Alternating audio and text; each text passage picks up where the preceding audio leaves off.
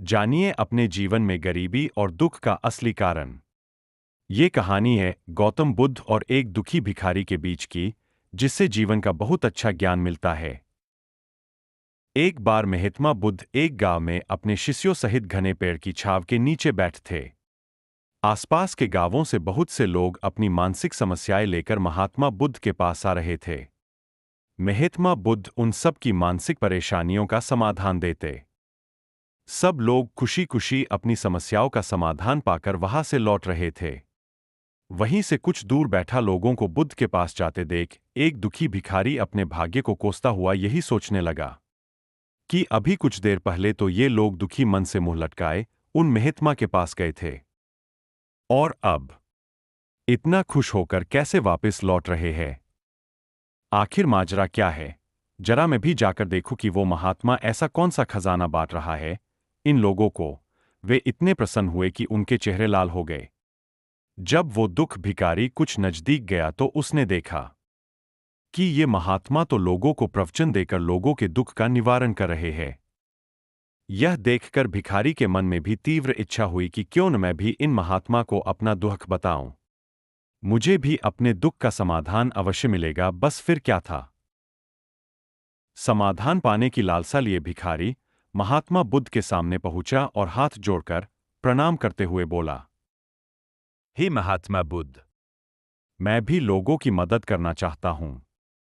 मुझे लोगों की मदद करने की बहुत इच्छा है, लेकिन मैं कैसे मदद कर सकता हूं? मैं बहुत गरीब हूं। मेरे पास न तो पैसे है और न ही कोई ऐसी चीज जिससे मैं किसी की मदद कर सकूं। मैं कोशिश करने पर भी किसी की मदद नहीं कर सकता। मुझे भगवान ने इतना गरीब क्यों बनाया?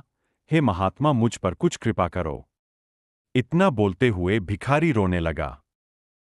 आत्मा बुद्ध बोले, आप बहुत अज्ञानी हैं, क्योंकि आप अभी तक इस भ्रम में जी रहे हो कि तुम्हारे पास कुछ नहीं, जबकि दूसरों को कुछ देने के लिए तुम्हारे पास बहुत कुछ है। तुम बिना धन और वस्तु के भी दूसरों की मदद कर सकते हो।